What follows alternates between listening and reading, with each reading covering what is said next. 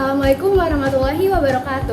Halo semua, nama saya Syifa Indah Cahyani. Nama saya Rahadian. Jadi di sini kita akan menjelaskan tentang IPAL SMA Negeri 2 Kota Cirebon. Nah, coba dong Kak jelasin apa sih IPAL itu, terus apa sih ini benda di sebelah kita tuh apa sih? Boleh tolong jelasin nggak? Ya, jadi IPAL itu singkatan dari instalasi pengolahan air limbah. Jadi limbah dari wastafel laboratorium kimia dialirkan melalui pipa ke tangki satu. Nah, apabila praktikum yang dilakukan itu menghasilkan limbah yang cukup banyak, nantinya limbah-limbah tersebut akan ditampung terlebih dahulu di ember kosong, lalu baru disalurkan ke instalasi pengolahan air limbah ini. Di tangki pertama, apabila limbah tersebut limbah logam berat, akan dilakukan proses koagulasi. Namun apabila limbah tersebut bukan limbah logam berat, maka akan bisa langsung dialirkan ke reaktor 1.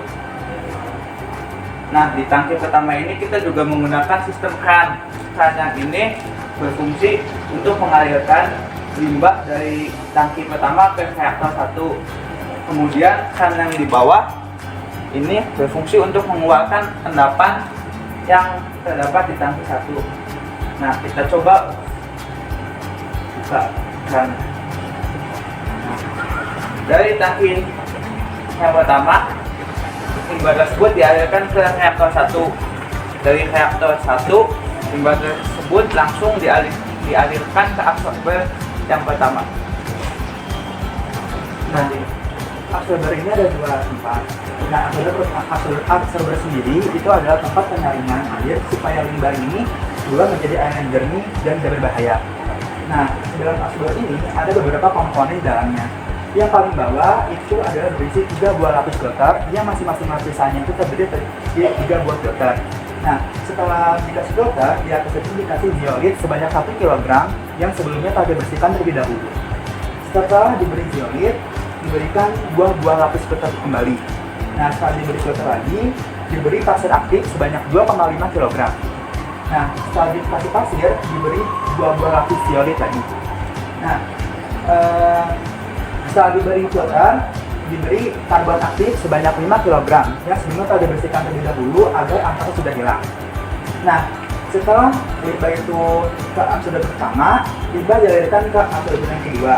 Nah, absorber kedua ini dilakukan untuk filtrasi kembali. Nah, komponen dalam absorber kedua ini sama seperti komponen dalam absorber yang pertama.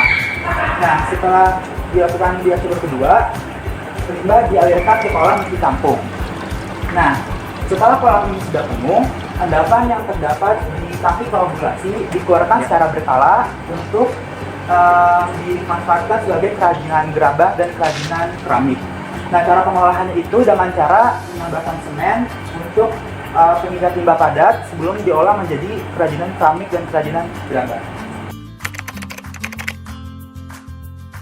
Jadi kami menggunakan limbah CuSO4 untuk diolah menjadi air jernih.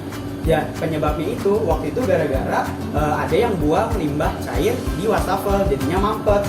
Nah, supaya nggak mampet, kita olah limbah CuSO4 ini agar diolah menjadi air jernih.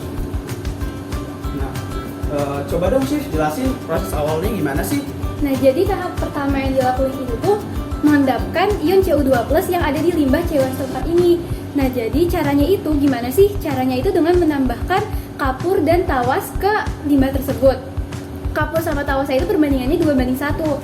Nah, kapur itu fungsinya, kan kapur itu rumus kimianya CaOH2 kali.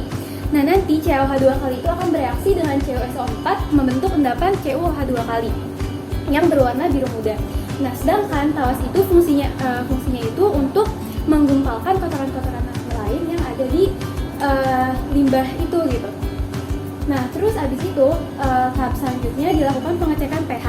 Nah, jika larutan tersebut pH-nya masih sangat tinggi, itu artinya kita harus menetralkan dengan senyawa yang bersifat asam, seperti asam cuka.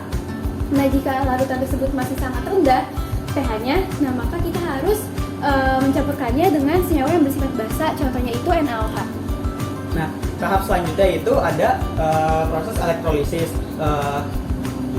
dari larutan setelah pengendapan tadi diperkirakan masih ada Cu2+ yang tersisa.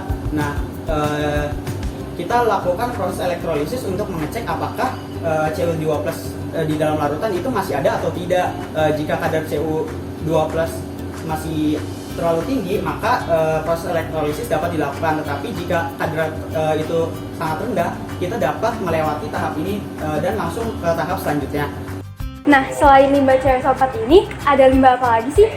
Nah, sebenarnya limbahnya itu kan berasal dari limbah praktikum kelas 10, 11, 12. Di antaranya itu ada limbah larutan elektrolit, limbah titrasi, dan limbah larutan elektrolisis, dan lain-lain. Nah, kalau limbah elektrolit sama limbah titrasi itu tuh cara prosesnya itu tinggal langsung penetralan dan penjernihan aja. Sedangkan untuk limbah larutan elektrolisis, dia itu kan mengandung logam-logam berat, maka diperlukan proses pengendapan sebelum penetralan dan penjernihan. Nah, terus habis elektrolisis itu tahap selanjutnya dilakukan penjernihan. Nah, penjernihannya itu dengan cara menambahkan dengan karbon aktif dan zeolit. Nah, karbon aktif itu fungsinya untuk menyerap bau, terus menjernihkan air, dan juga menyerap logam-logam berat seperti Cu yang ada di limbah tersebut. Nah, sedangkan zeolit sendiri itu fungsinya untuk dia tuh sebagai ion exchanger. Nah, sekarang coba dong Kak, tolong jelasin gimana sih cara tahu kalau limbah yang tadi udah diolah itu udah jernih gitu. Jadi cara kita tahu air itu udah jernih atau enggak, kita bisa mengukur nilai BOD, COD, dan DO.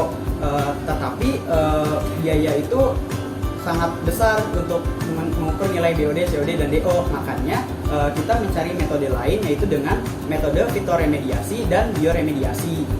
Jadi fitoremediasi itu tuh apa sih? Fitoremediasi itu jadi tadi limbah yang udah diolah tadi itu dimasukin ke bak penampung, terus ditanami eceng gondok. Nah, kenapa sih harus eceng gondok yang dipilih? Soalnya eceng gondok itu ternyata dapat membentuk enzim fitokelatin yang dapat menyerap logam-logam berat seperti Cu yang ada di larutan yang ada di limbah ini.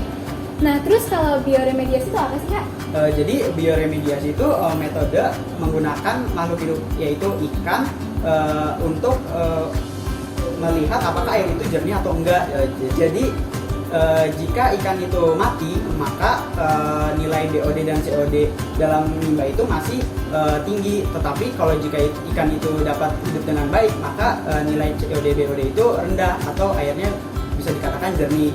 Nah, jadi dari proses-proses yang sudah kita jelaskan tadi dapat disimpulkan bahwa limbah dari laboratorium kimia yang ada di SMA Negeri 2 Cirebon itu tidak berbahaya.